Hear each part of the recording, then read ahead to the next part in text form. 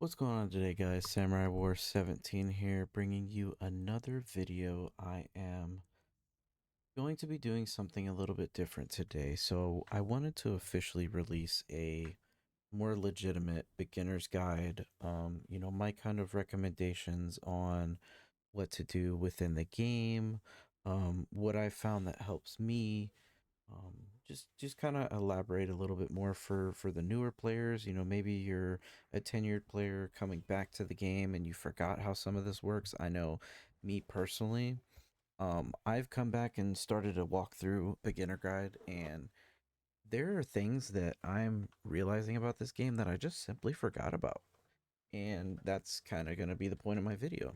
Now I do want to start off by introducing myself. Like I said, Samurai War 17 here. If you do like the video, please leave a comment down below, like, subscribe, check out the channel. Let me know if there's any improvements, all that good stuff. Whatever you can, whatever you will is much appreciated. All the support is awesome, and I do appreciate it. So, starting off, when you start the game, you're gonna have these quest lines that come out, and I will kind of show you here. So you'll come here to your codex. You'll see I've completed some of these. The first quest you get is going to be the awakening. That was the cinematic that we were just doing.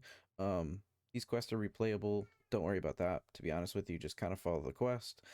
They will take you one at a time from one to another. So the awakening will take you into, I think the teacher is actually the second quest now, which the teacher is a great quest if you're a new player. Definitely listen to everything that's going on in the quest the teacher, because it will explain some key aspects to the game as well as mechanics, and just it really elaborates what to kind of expect in the game, and so on and so forth. You go for box once awakened, so every time you go through these, you'll kind of unlock another one. Now, the Duvari Paradox, as you can see here, is my next quest that I have available to me. Now, this is going to be on my playthrough account. I do have a main account, which I'll switch over to here in a second and show y'all. But you can see the prerequisites for all these quests. So for this one, we have to do the Nata quest. We have to do the Uranus-Neptune junction. Well, the Nata quest we actually just completed on our last video. We have to do the Neptune-Uranus junction, which we're working on. So you kind of do those as you will. Now that brings me to my second point, my second tip here. When you log into the game, you're going to start here on Earth. E Prime is going to be the first mission you do, so on and so forth. You're going to kind of go through these, and then you're going to get to these little junctions. Now, on the junction parts, you want to check these as often as possible for a couple reasons. One, they give you rewards. These are the rewards you get from completing the junctions. You also get a melee weapon, for example. You also get access to Mars.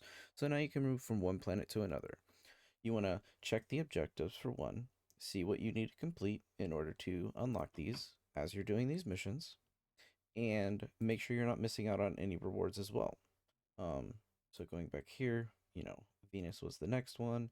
I think it goes Venus first if I remember correctly. A bunch of quests. You get a free companion when you do this, which is huge for the early game for the new players. This is huge. This Orican reactor is huge for early game new beginners. What these Orican reactors do is they supercharge your Warframe. So when you're looking at your Warframes in your arsenal, you have a set amount of capacity. So I have 36. The reason I have 36 because I did not upgrade. Now I can install this Orkin reactor on my Volt, and it will go from 36 to 66.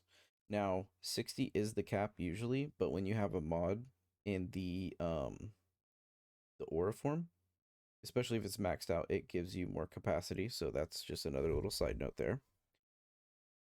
And you want to make sure you're doing those upgrading as you need. All these rewards that are going to be free within the game, you don't have to sit there and spend plat on, which is nice. Now, the third thing I want to mention, and this is probably really huge for new players because I think it's something that's overlooked. You have these syndicates. Once you hit Mastery Rank 3, so you can see I'm Mastery Rank 4. Once you hit 3, you want to join these as soon as possible. There are a ton of rewards that you can get through the offerings as you level up that are going to benefit you. So these mods right here go specifically on your Warframes, they're augment mods, which boost an attack, boost the effect, give you a secondary effect for that Warframe. Just to give you an example, so Hydroid is not on this one. Duh. I knew that. I clicked on the same one. Cephalon. It was Cephalon. Cephalon. Whoops. Sorry. Hydroid.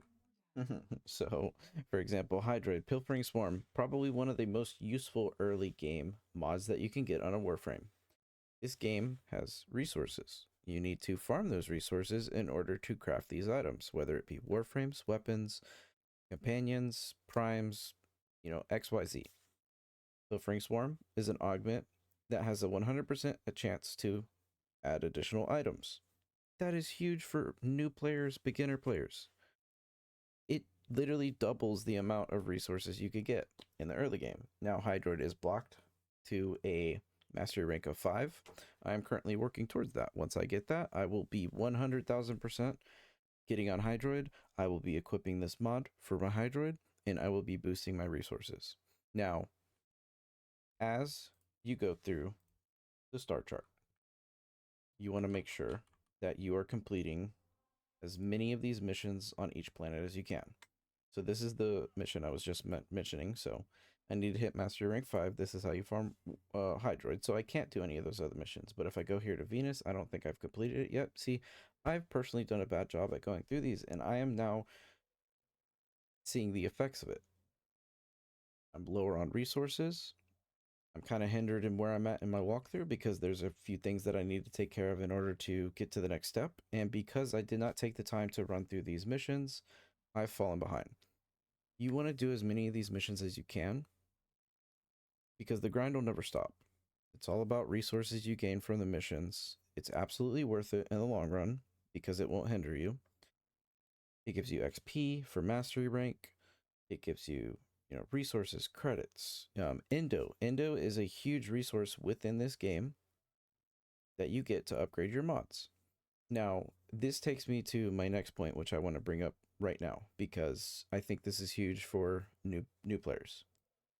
Since I have started my new character, I have 50 platinum. You get 50 platinum when you start the game. You do not want to spend your platinum right away. So when you come over here to your arsenal, whether it's a weapon, whether it's a warframe, whether it's buying something, just to give you an example, if I wanted to buy ash, it's 375 plat. Obviously, I only have 50, so I can't buy ash. But if I come over here to my weapon, I don't think I have Orokin. I do. I happen to. We'll use this one for example. So, oh, okay, never mind. I actually happen to have that just from grinding the game. But anyways, if you didn't have a Exilus weapon adapter, you would click on here. It would say, hey, do you want to spend 20 plat to unlock this slot? You can do that, but you're spending 20 of your premium currency, which can only be obtained one of two ways. You could spend money on this game. If you're having fun in this game and you want to spend a little money, by all means, go for it. There's a bunch of good bundles that come out. You could get a Prime Warframe to do so, and I'll elaborate on those here in a second. But if you want to be a free-to-play player, because this is a free game, you do not have to spend your plat right away. I recommend not spending your plat until you absolutely have to, because you're going to run out of Warframe slots. You're going to run out of weapon slots very quickly in this game, even companion slots. So when you come here, if I wanted to buy one of these, I need to make sure that I have enough slots in order to do so. And a good way to check this is if you go into your inventory. So right here for Warframes, I have 3 slots left. It costs 20 platinum to unlock another slot. Now, I can get technically 3 more Warframes in here, level them up, upgrade my mastery rank, cool. But if I don't have, if I want to get a 6th one, now I have to come spend plat for it. You don't necessarily have to do that right away, and I'll explain why here in just a second. But just to give you an example, weapon-wise, this one's huge because all your weapons together count as slots. There's not individually slots for primary, secondary, and melee. They are all together. Now you get, I think, a total of, I think it's like 18. Let me see, 1, 2, 3, 4, 5, 6, 7, 8, 9, 10, 11, 17. Well, technically I got 17 because I got a gift that gave me a couple extra slots. But I think you start with 15 is what it is. And there are ways to get these for free, for one. That's why I say don't spend your plat right away, because you can get them for free instead of having to spend money. You could always, let's say the Boltor, maybe I just don't want it anymore. Maybe I didn't like that weapon. I could just sell this item. I free up a slot for another weapon that I want to try out. If I like it better, cool. If I don't, if I ended up being like, you know what, I like the Boltor, I could go back and get it. It's very easy to get. There's a lot of guns in this game that you can just go to the store and you can buy with your credits. That's why I say don't spend your plat right away. There are ways to get plat that you can do in this game, whether it be farming relics, whether it be trading, you know, the mods specifically for your warframes, because not every you only get 2 syndicate slots in here.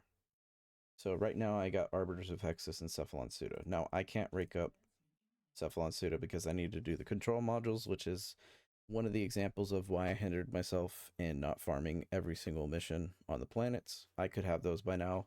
This could be not going to waste because right now I only have, 8,766 more standing that I can use to upgrade these, which is not going to get me to level 3. It does reset every day, but if I would have got the control modules and ranked up, then this standing would be going towards Cephalon, which I absolutely need because, like I mentioned, I want to get Hydroid as a Warframe. Now, with that being said, there's trade chats in here. So I don't have my chats active for my playthrough reasons. I don't want everything to pop up, but I'll show that here in just a minute. I want to go over to the Nightwave. Like I said, you could get items for free. You could get an Exilus weapon adapter for free in here. You can get a 2x weapon slot in here for free. You can get a skin. There's a couple cosmetics and stuff here. Warframe slot, free. Umbral Forma, free. Umbral Formos are huge in this game once you get to that point. Being a new beginner, don't worry too much about it. It'll make a little bit more sense here. Now, you could go here, you could buy Formas. I think Umbral Formas are the only thing you can't buy. I could be wrong. If I could spell right. So you could get the Omni, you could get the Formas, but do you see Umbral in here? Nope, not at all. There are only a few ways to get Umbral Formos. I do believe they are tradable. I would not recommend trading for them. You could get them free in the Nightwave. There are other factions that can sell these as well once you max them out. There are also specific missions that come out that you could do so. Now, with all that being said, when you're running these missions, when you're playing Warframe as a game, if you have a buddy, group up. Play the missions with a buddy. Maybe they have a Warframe that gives you double drops. Maybe they have a booster on that gives the team double drops. Maybe they have something that can benefit you. Not only that, some of these missions are going to be hard at the beginning. You're going to be running through these missions. You might not have enough mod capacity on your weapons to where you could do enough damage. I only have my Serration upgraded to 105%. It's really not that much because I only have 28 capacity. I have to use Infected Clip right now as a toxic, which gives me 90% toxic and then crit chance. I have a little bit of crit chance. I have a little bit of damage. It's really not that much. Once you get to the late game and you figure out how much these help whenever you upgrade these, it's huge. I mean, it is massive, the difference that you're going to notice on all these Warframes and the damage you could do. That's why I say grab a buddy. Run the missions together. Find a buddy on the game. Use the chats to your advantage. I'll go ahead here. I'm gonna hop over real quick to my main account so I can show you that. So I will be right back and we'll look at the chats and I'll kind of explain that. One second.